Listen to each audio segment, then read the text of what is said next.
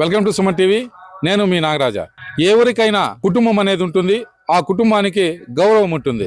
ఆ గౌరవాన్ని కాలరాస్తే ఆ యొక్క తల్లిదండ్రులు పడే క్షోభ ఇంత కాదు.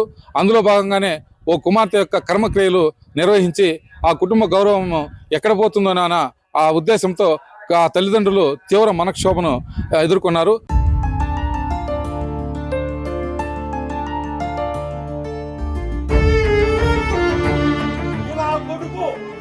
కూతురు అన్నింటిలో ఉంటే నెంబర్ తీసుకొని పిల్లకాయల కోసం అప్పులు పాలేదు. కూతురు ఏం చెప్పిందంటే, నాన్న నేను మానిపోతాను, నాలాంటి ఏ తల్లిదండ్రులు రాకూడదు.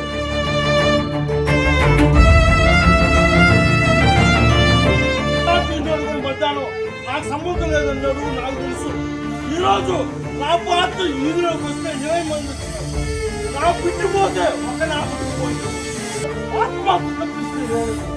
నా బాధ, నా భార్య చూడు, నేను ఏంటి కాదు, నేను నా బాధలు ఏ ఒడికి రాకూడదు.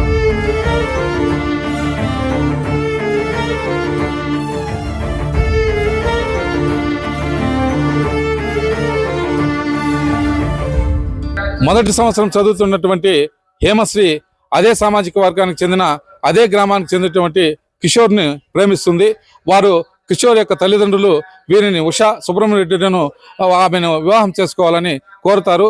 అయితే మొదటి అమ్మాయి ఉన్నది, తర్వాత రెండో అమ్మాయికి ఏ విధంగా చేయాలని వారు నిరాకరిస్తారు. దీన్ని పక్కన పెట్టి ఆమె యొక్క హేమప్రియ అనే ఆమె కిషోర్ను ప్రేమించి పెళ్లి చేసుకుంటుంది. తర్వాత ఆ కుటుంబంలో క్షోభ అనేది మిగులుస్తుంది. కుటుంబంలో 2 ఆడపిల్లలుండి పెద్దమ్మాయికి పెళ్లి కాలేదని, రెండో అమ్మాయి వివాహం చేసుకుందని సమాజంలో తెలిస్తే తమకు ఎంతో అవమానం జరుగుతుందని ఆ తల్లిదండ్రులు ఈరోజు కర్మక్రియలు నిర్వహించి అందరినీ పిలిచి భోజనం పెడతారు. ఆ తల్లిదండ్రుల క్షోభ, వారు ఏడుస్తున్న తీరు అందరినీ కంటతడి పెట్టిస్తుంది. ఈ విధంగా సమాజంలో విలువలు కోల్పోతున్నారు. కన్న కూతురు కడుపు కోత మిగిల్చిందని ఆ యొక్క తల్లిదండ్రులు కర్మక్రియ నిర్వహిస్తూ వారు చెప్పిన మాటలు వింటే మనకు కళ్ళ వెంట నీరు రాక తప్పదు. వారి మాటల్లోనే విందాం పదండి. చిత్తూరు డిస్టిక్ ఎస్ఆర్ మండలం పిల్లారపు గ్రామం. నా పేరు ఏ సుబ్రహ్మణ్యం రెడ్డి, మా వైఫ్ ఏ ఉష. నాకు 2 కూతుర్లు. పెద్ద కూతురు బీటెక్ సిద్ధార్థ, రెండవ పాప వచ్చి ఏపీఆర్జీసీ రాసి కర్నూలులో మంచి కాలేజీలో సీట్ తెప్పించుకొని 2 years అమ్మాయి దగ్గర సెల్లే లేదు. ఇప్పుడు 4 years 6 months ఆవిడకి సెల్ ఉంది. కాలేజీకి కావాలన్నా అనేసి నన్ను పిలిచినాడు. ఈ మాటతో నా కొడుకు మీకు దృష్టి పడినారు, నువ్వు నాకు పెళ్లి చేసి నాకు ఇచ్చేయి, నేను చదివించుకుంటాను, నేను పెళ్లి చేసుకుంటాను అన్నాడు. లేదు, నాకు పెద్ద కూతురు ఉంది, ఆ బిడ్డ భవిష్యత్తు నాశనం అయిపోతుంది, ఆ బిడ్డని పెట్టుకొని చిన్న బిడ్డకి పెళ్లి చేయకూడదు, అది సాంప్రదాయం పద్ధతి కాదు, నాకు వాళ్ళ వల్ల నేను చాలా వాళ్ళ మీద డిఫైండ్ అయి ఉన్నాను, కాబట్టి మా కూతురు జోలికి వచ్చినాయంటే మర్యాద ఉండదురా అని చెప్పి వాళ్ళ నాయనకి చెప్పేసి వస్తే 3 రోజులు అవుతాను రాలేదు.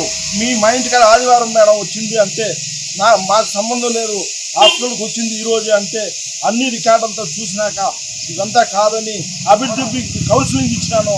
నానా నీకు 2 రోజుల్లో చెప్తాను నాన్న అనింది.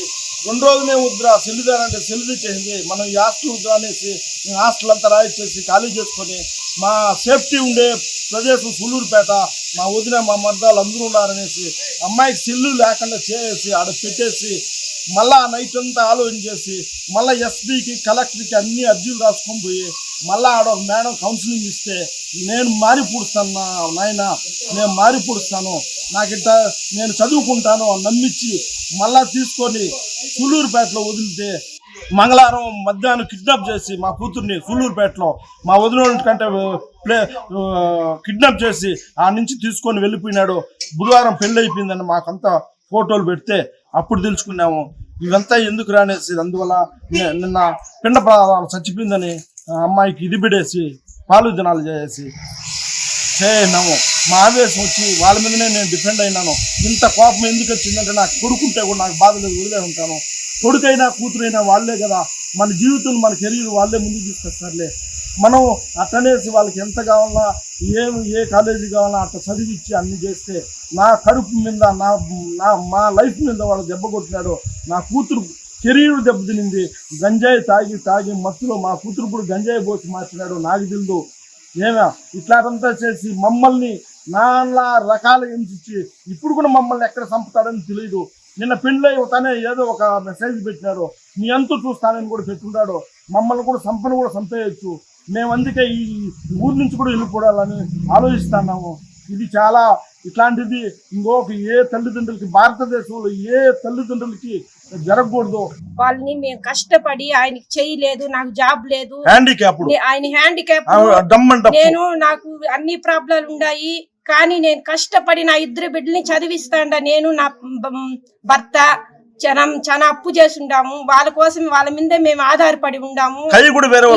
ఇంకా 6 నెలలు ఉంటే మా సమస్యలన్నీ తీరిపోయింటాయి అని మేము సంతోషంగా బతుకుతాంటాము. ఎంత బాధ ఉన్నా కూడా సంతోషంగా బతికే సమయంలో ట్రాప్ చేసి ఎత్తుకొని పోయి ఈ మాతో చేసినాడు. నా బిడ్డకి జరిగి పూసింది, కానీ ఇంకొక బిడ్డకి జరగకూడదు అనేసి నా బిడ్డని చంపుకొని నేను పాలు దినాలు చేసి ఇంకో బిడ్డకి మాత్రం ఇట్లా పరిస్థితి రాకూడదు. అది నా కోరిక. ఇదొక్కటే నా కోరిక. నా బిడ్డ చచ్చిపోయింది, నాకు ఉండేది ఒకే బిడ్డ. ఇప్పుడు ఎంతో బాగా సాకినాను. చిన్న బిడ్డని కోరింది ఇచ్చినాను, కానీ దానికి నా మీద కనికరం లేకుండా పనికి మన్నోడితో పోయిన దాన్ని నేను ఉండంగానే పిండం పెట్టినాను.